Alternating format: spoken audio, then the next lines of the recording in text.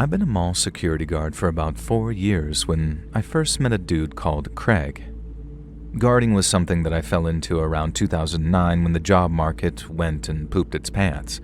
The pay was okay, I didn't mind working nights, and some of the store clerks used to work us into their 20% employee discount, which was awesome. All my coworkers were pretty laid back too, including the boss. They were just regular guys bringing home a paycheck who didn't go looking for any trouble. But then Craig got hired, and right away, we all knew that he was different. Craig was a short, balding dude with glasses who was either at the end of his 30s or the beginning of his 40s. And word had it that he'd been a security guard ever since he dropped out of high school, and that meant for a while. But you'd never have guessed it from just looking at the guy. He was shy, quiet, and didn't strike me as someone who could handle himself if things got physical. But our boss said that he'd gotten amazing reviews from his references and hadn't taken a sick day in almost 6 years straight. Now, I guess you can't train that kind of a reliability into someone, and you gotta snatch it up where you can find it. So Craig got the job, and it wasn't long before I was working shifts with him. Now, including those in the parking lot, the mall had like 20-something security cameras, meaning a lot of our job was spent sitting in front of a giant bank of screens while watching for shoplifters and car thieves. In the daytime, we were the eyes in the sky, and definitely much more of a reactive force than a proactive one. Night shifts were a different story altogether, but I'll get to that later.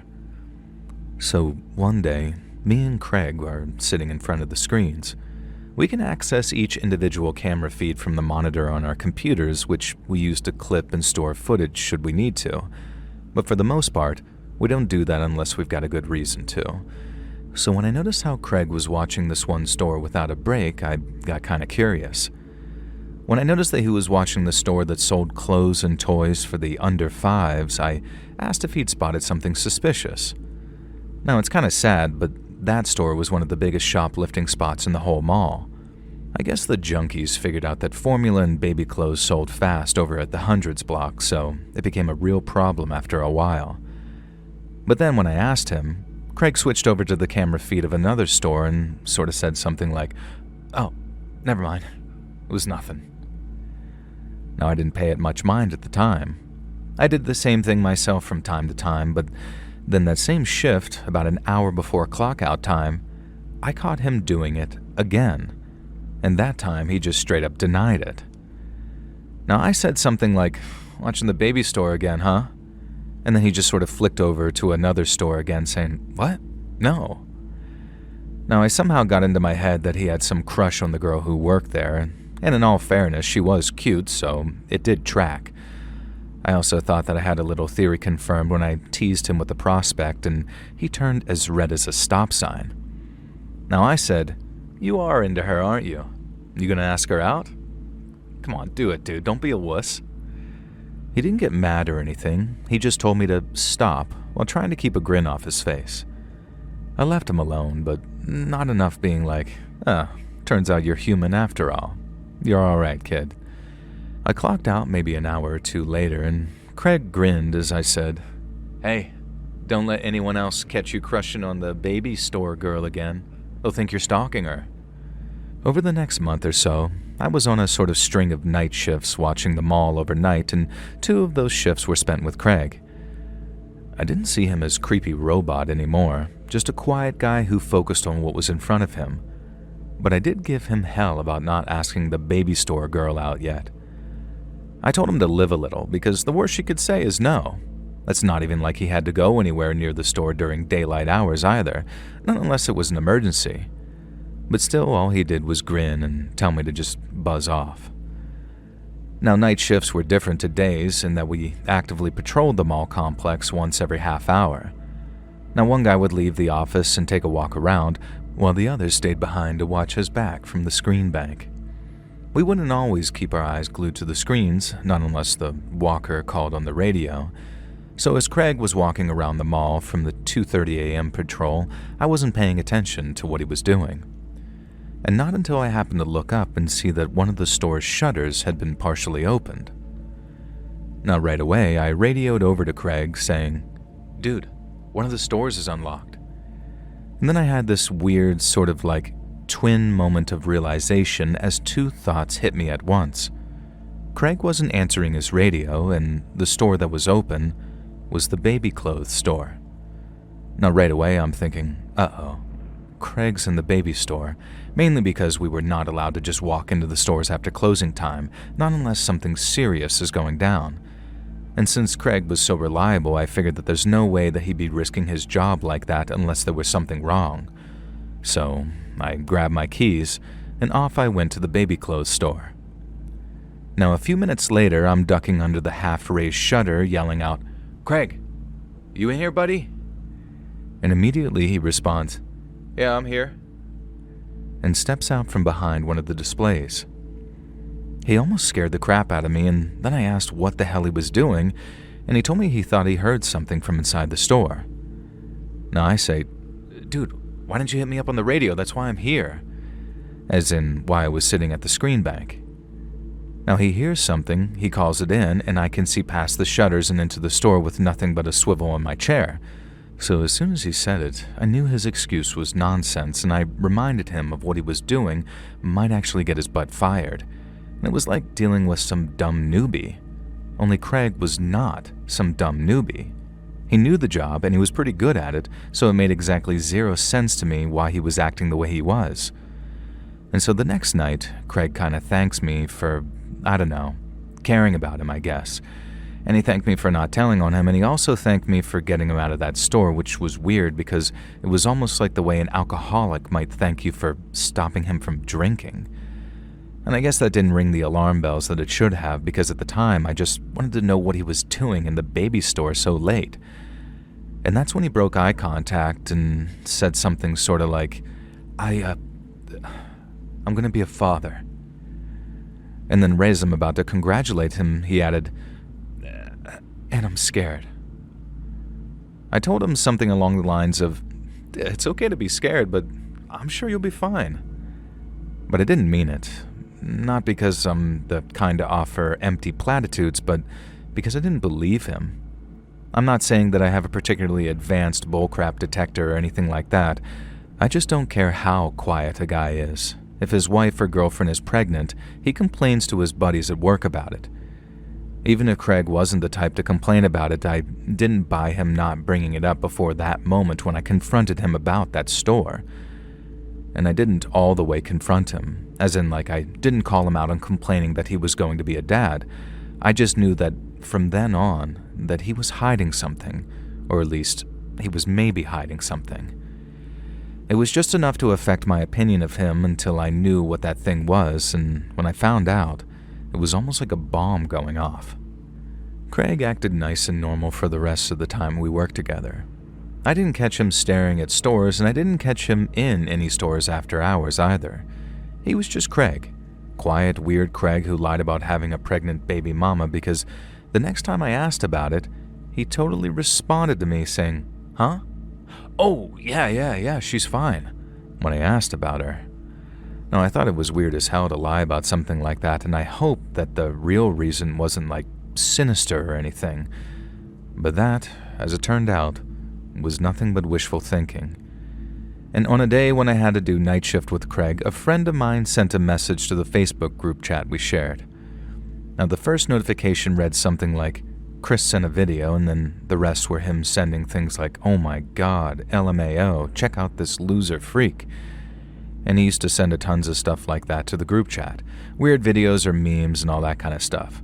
And so sometimes they were really funny, and other times they made your skin crawl. In this case, the video was most definitely of the skin-crawling variety. When I opened it, all the camera showed was what looked like a kid's room. And then out of nowhere, a grown man dressed as a baby walked into the shot and then turned towards the camera.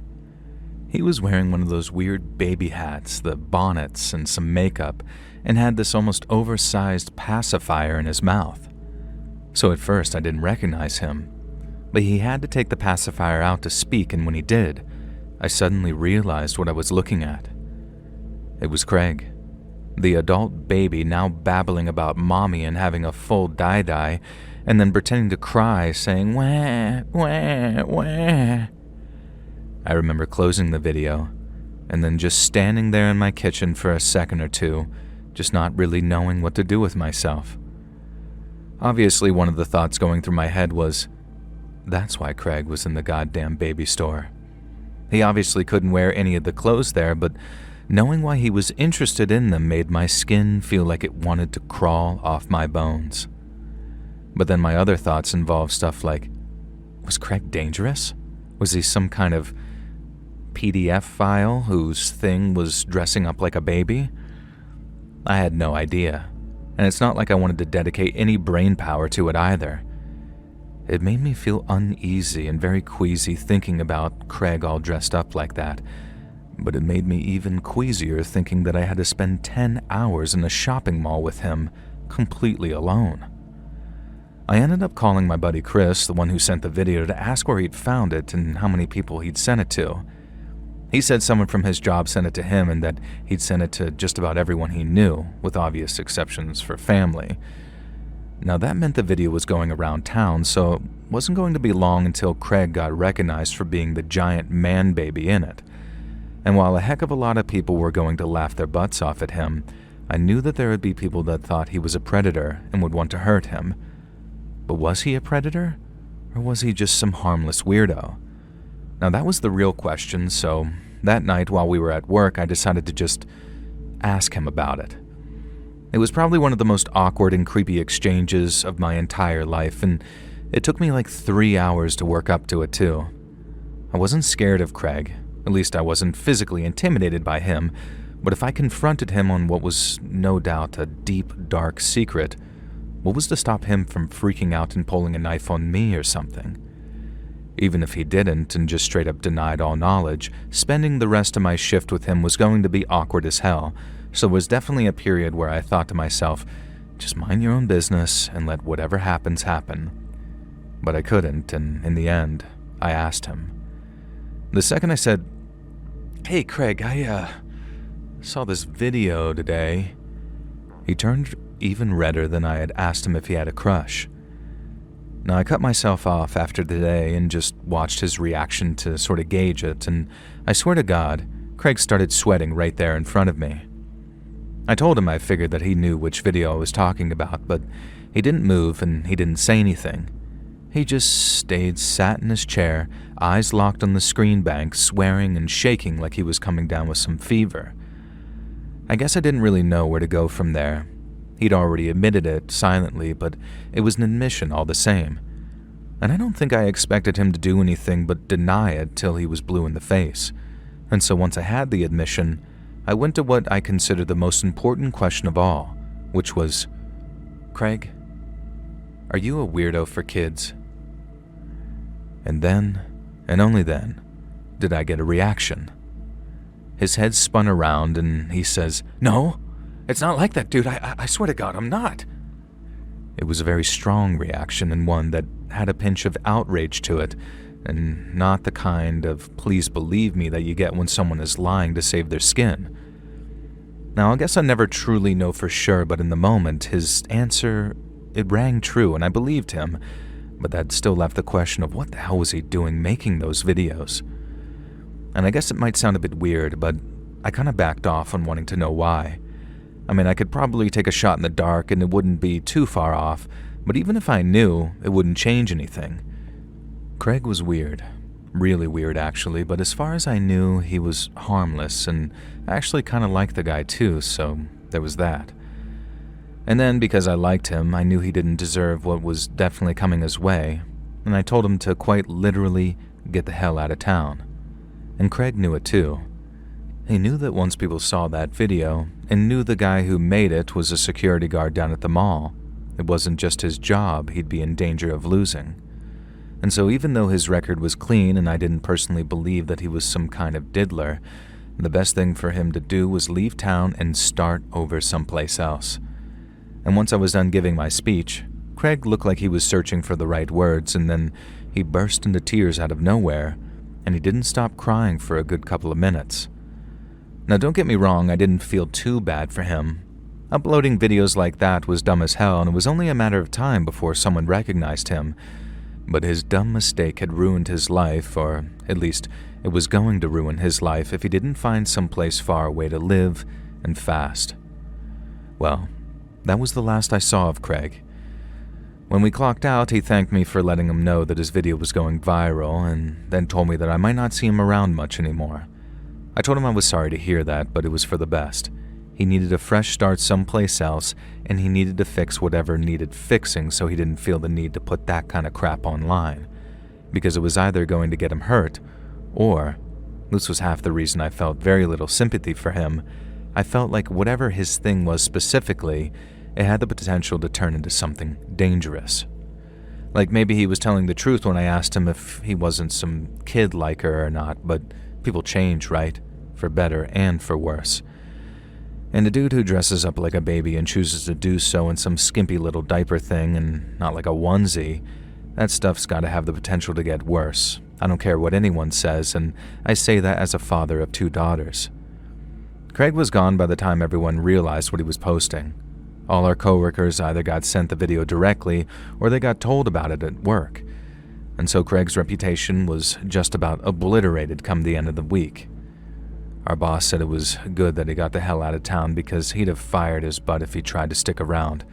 And there was a lot of hate towards Craig like that, and I get it. But all I really feel anymore when I think about him is fear. I hope he's doing okay and that he found a good woman or man or whatever and settled down, because one of the alternatives is that he didn't get himself together and he got worse. And then if he gets worse, maybe he'll do something terrible with a kid or a baby.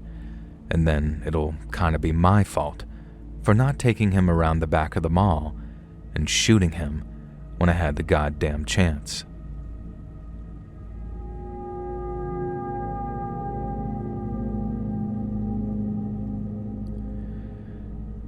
I've worked in medical science for nearly 20 years now, mostly as a lab technician, but also as a coordinator and principal investigator. And many years ago now, I used to work in a small medical clinic in the greater London area. We mostly ran blood and urine tests, and while we had an x-ray room and a few other things too, it was 95% blood and urine week in and week out. And as you can imagine, we're exceptionally careful when handling samples. I can't imagine many of you have received calls saying, we misplaced that blood you gave us, can you come back and give us some more? And that's because we're really careful with them. And so one day, when one of our nurses came to us saying that he dropped our sample, our first thought was concern, and not for the bloody sample, but for him. Now, I don't want to use his real name because that'll give away which clinic this took place in, so I'll just call him Dave. And when Dave dropped a sample, I was worried that he might not be feeling well. When I asked him what happened, Dave said that the beaker dropped from his grip after he suddenly became lightheaded. So we sent him home for 2 days, then he came back feeling much better. Now Dave was a great nurse, an asset to the clinic, and God knows we wanted to look after him. So a couple of weeks later, when it happened for a second time, I recommended that he just go to the doctors for a full checkup. Dizzy spells can be a sign of some pretty nasty illnesses, but following a full medical exam, he was told that there was nothing wrong with him. We were relieved, why wouldn't we be? Not to mention, Dave did admit to skipping breakfast on the day of the second spill. So once again, it passed without too much suspicion, and Dave continued to work at the clinic. But then came the day that I walked in on him doing something that I told myself was impossible, and it felt like I was hit by a train. We trusted Dave to be alone with the samples, so it wasn't in the least bit unusual for him to be left alone and uninterrupted for sometimes long periods of time.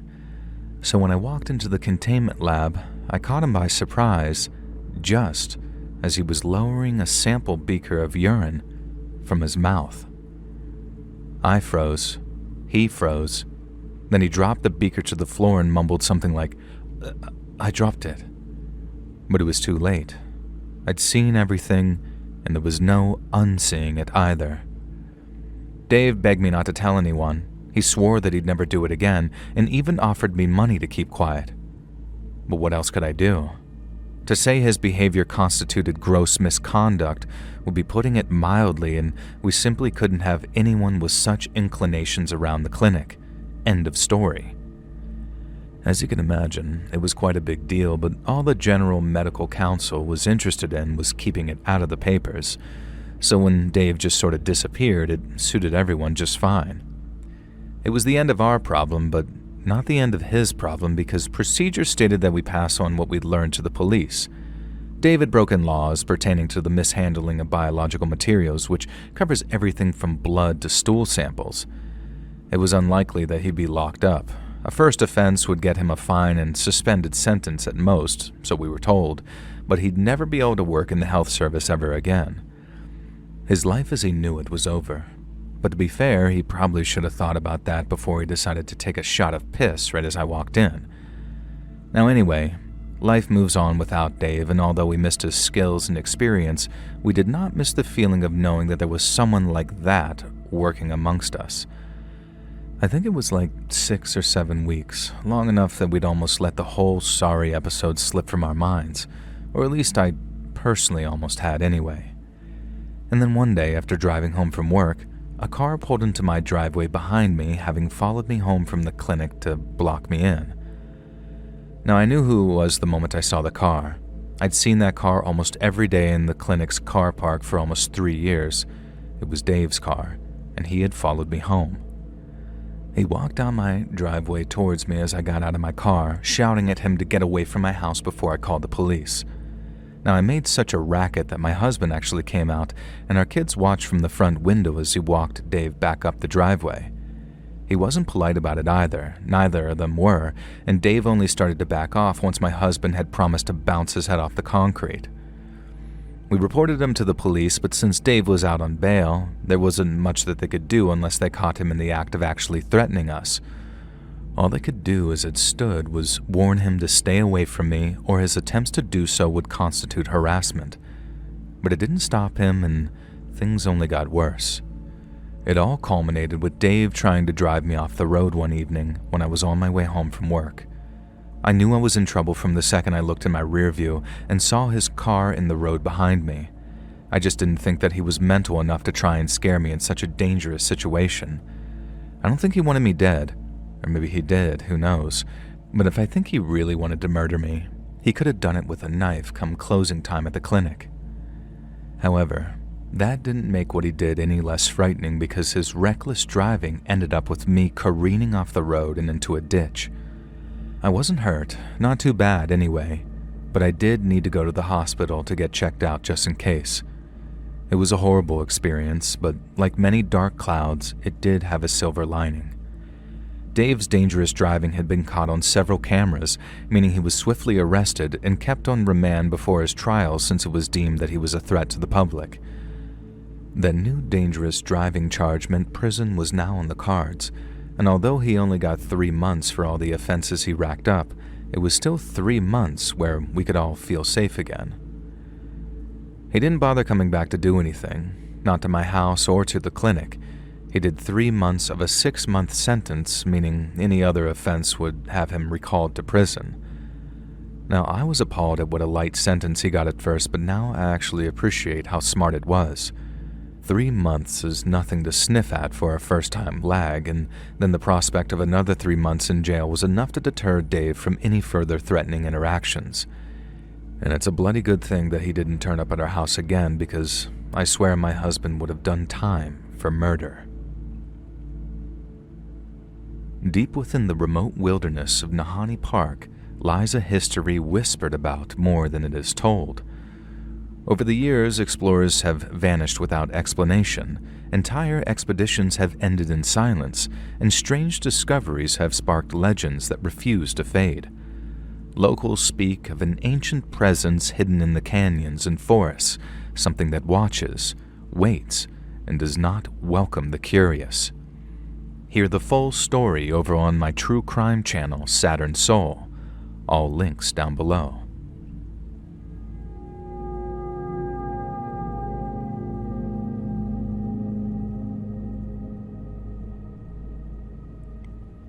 Hey Joel, I'm a comedy writer, and while these days I do okay, I even got my name in the credits of a show on Hulu, that's not always been the case.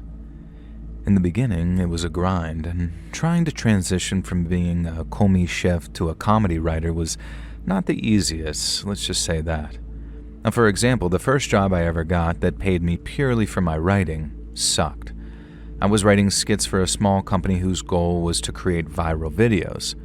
Our boss said that he knew a guy who could turn click numbers into ad sales, and with ad sales came some pretty big money. I guess that doesn't sound too bad on the surface, but the content outline the ad guy sent us was just lame. It obviously had to be funny, but he was so scared of offending anyone that he sometimes sucked all the funny out of a skit and doomed it to fail. Now, I don't know exactly how our boss made any money. I guess by keeping the numbers of employees to just me and one other guy, but he kept it going for about a year before he called it a day and quit while he was ahead. It was probably the worst, most boring writing job I ever had, and thankfully, I went on to have a much better experience in the industry. Shout out to my current producer and editor. But ironically, it was in that super boring job that I got one of the weirdest and freakiest stories of my whole life. And that story centers around a guy named Paul. Paul was a very funny guy.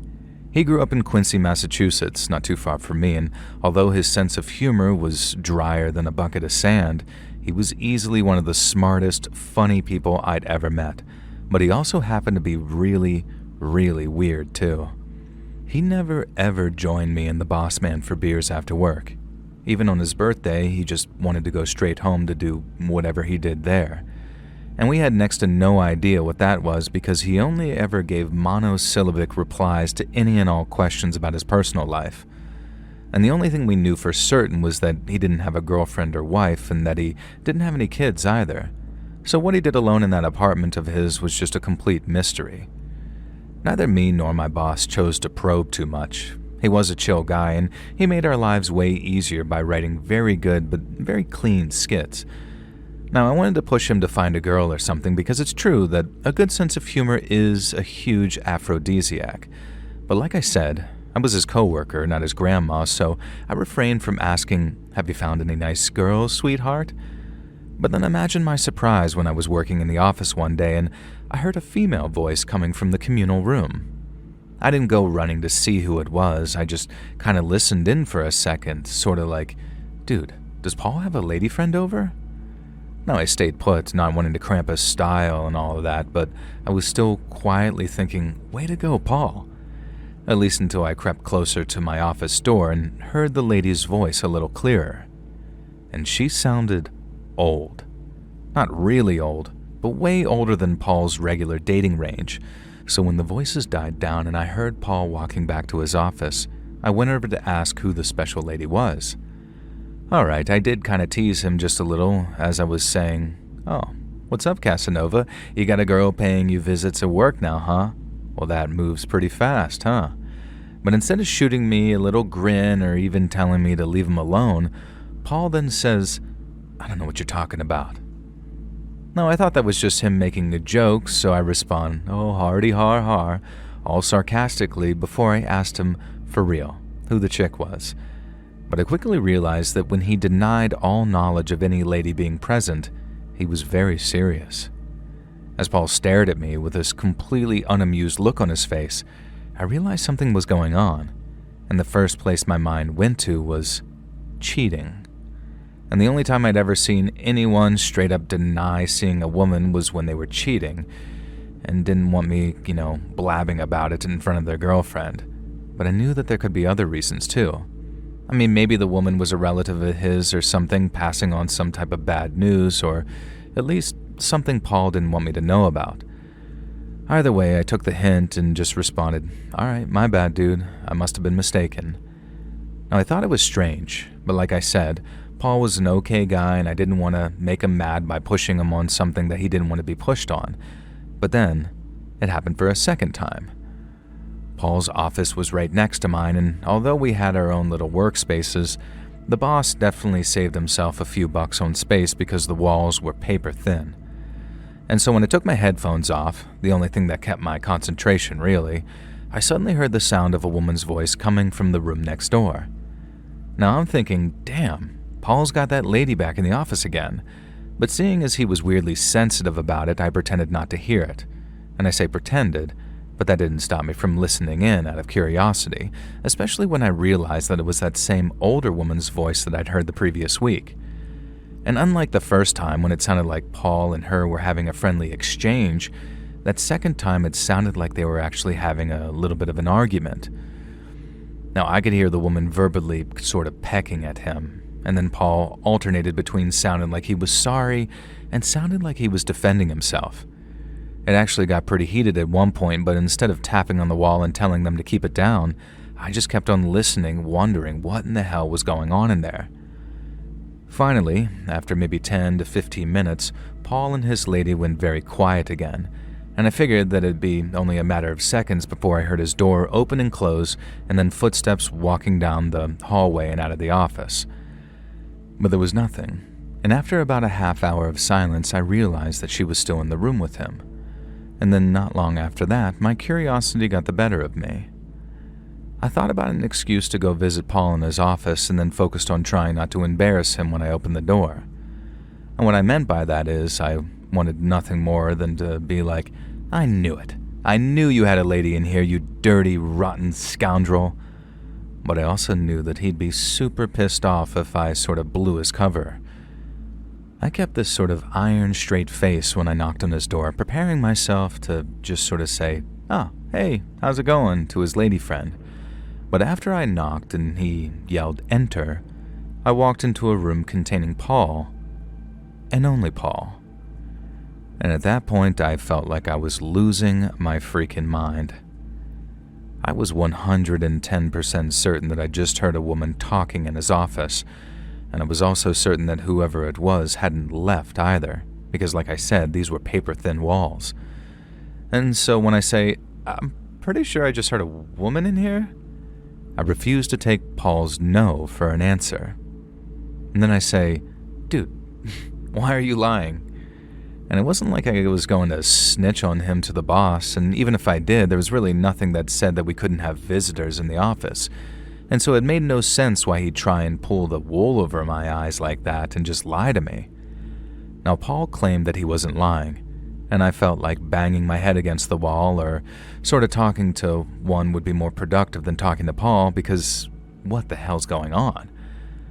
We went back and forth like that for a while, with me trying to explain how it wasn't a bad thing that he had a lady over, or at least how he didn't need to lie to me about it. And then after a few minutes of that, Paul exploded. In the 6 or 7 months that we'd worked together, I'd never seen him so angry. He went completely red in the face, stood up from his chair, and yelled at me to get the hell out of his office. I tried to reason with him, but all he was saying was, "Now, Kurt, get the hell out." It honestly seemed like if I didn't, he was going to actually punch me, so I quit while I was ahead and walked out of his office. We didn't speak for a couple of hours, not till the end of the day, and when we did, I apologized for pushing on something he clearly didn't want pushed on. Paul didn't accept my apology, and instead just looked irritated that I'd even brought it up. But since I'd gotten it out there, I'd just sort of backed off and then told him that I'd see him the following morning. I mentioned the whole thing to my boss after work over beers, and we both agreed that Paul was acting strange. But the strangest part by far was when we realized that his lady friend had to have been hiding in the room when I knocked on the door to check on him. If I hadn't heard her leave, then where else could she be? Hell, I might even have interrupted them getting a little handsy or something, and whoever his lady friend was, she was probably just shy. But even after I left his office, I didn't hear anyone leaving, so if she did leave, it was on her tippy toes, not wanting to attract my attention. Like I said, we both agreed that something weird was going on, and that maybe Paul's girlfriend was like a heck of a lot older, and that's why he was embarrassed. But we were way, way off, and given 1,000 guesses, I don't think either of us would have gotten close to what was really going on. And so the next morning, I was driving to work and my usual route took me across the bridge. But then that morning, the bridge was closed. I turned around and had to take an alternate route, which meant that I was about 15 minutes late. But when I arrived at the office, Paul had yet to show up also. Now, I told my boss I was sorry for being late, and I genuinely was, because he was an awesome guy despite how bad the job sucked. But then he says, "Looks like everyone's a little delayed this morning. and then told me about Paul. I figured that he probably took the same route I did, meaning the same bridge, so it was probably one of those who got stuck in the very same jam I escaped by turning around.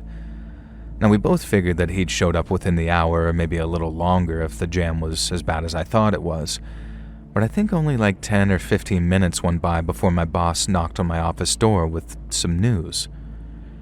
Now, the bridge was down because somebody went nuts that morning. They stopped their car in the middle of the bridge, got out, and started yelling at the people behind him. The cops had to come along and haul the guy off, most probably to the psych ward, seeing how crazy he was acting. But now, since the guy was gone and his car had been moved, traffic was flowing again and Paul could be showing up at any minute. But he didn't. In fact, he didn't show up at all. Our boss called his cell phone a bunch of times, and we didn't worry at first when he didn't pick up, but then, as time went on, we did start to worry. He didn't show up the next day either. He wasn't answering his home phone or his cell phone, and with someone having gone nuts on the bridge only to be dragged away by the cops, we started to wonder if the two things might be connected. I guess to anyone reading this, it's pretty obvious what happened by now. But denial is a powerful thing, and we didn't fully entertain the idea until weeks later when we finally got the truth. As I said, a lot of you probably worked out that it was Paul that went crazy on that bridge that day. And while that's all terrible and very unfortunate, and I legitimately hope that he's doing much better now, that wasn't the really messed up part of it. Our boss ended up meeting a guy who will remain anonymous because he could probably still get into trouble for this, and he was one of the people that had dealt with Paul after he was taken to a hospital.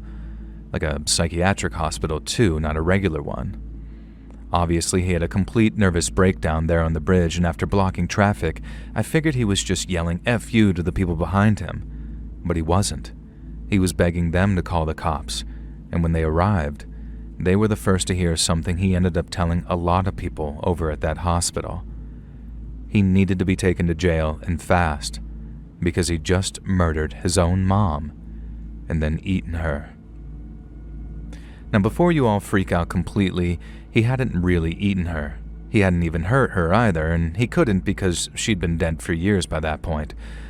But the cops didn't know that, not right away. So when he swore on all that was holy that he'd just cooked his mom's head in the oven, the cops went over to his place to see if he was telling the truth. It turns out Paul had roasted and eaten a head.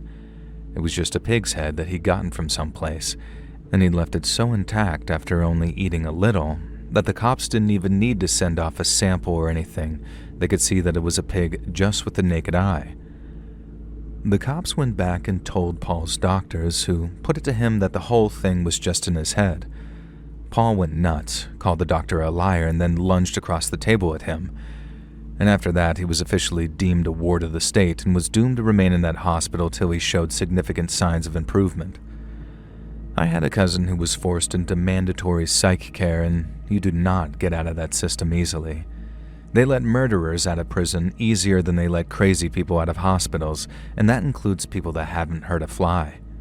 So that's the other part of this that I find really creepy. How a guy as normal, or at least seemingly normal as Paul, managed to go so crazy that he's now an indefinite resident of some state hospital. And Paul, if you somehow ever hear this, I miss you, buddy, and I hope you're doing better.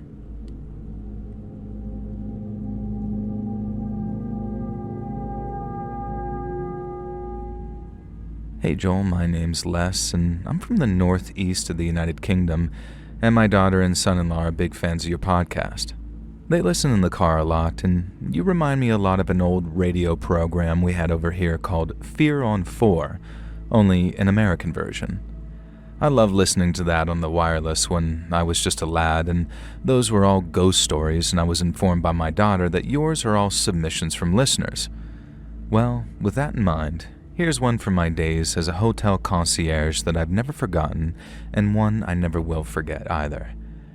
It was the late 90s and just coming up to the summer holidays when the hotel I was working at lost a number of important staff. We lost our receptionist to maternity leave.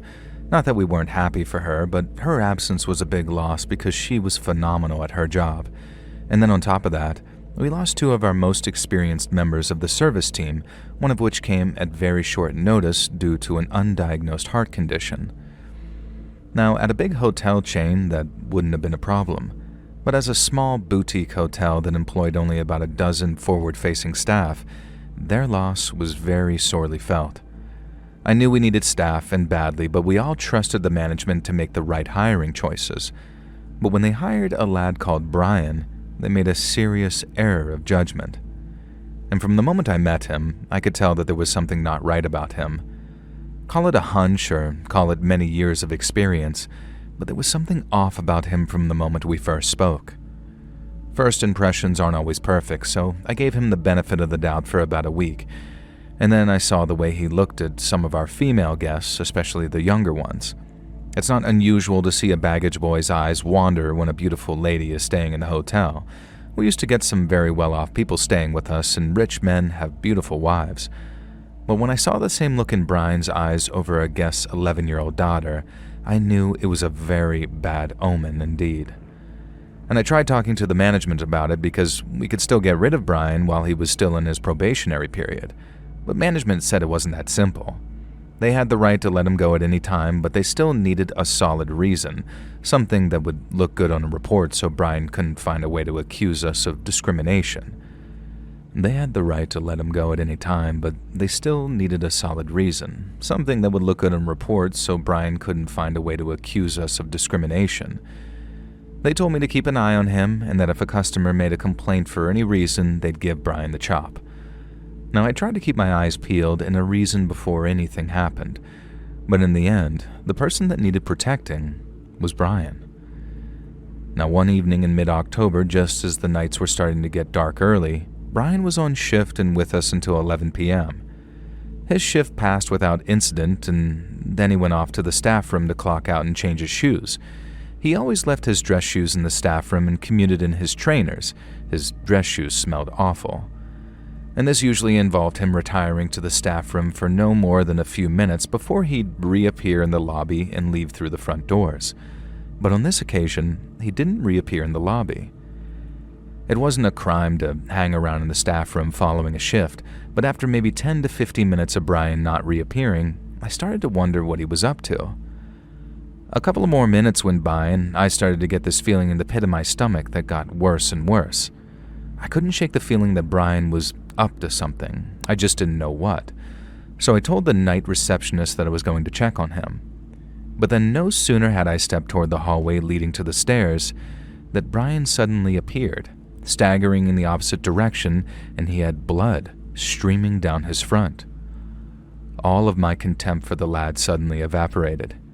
He looked terrified, with his eyes having become these big white and brown circles that just screamed danger.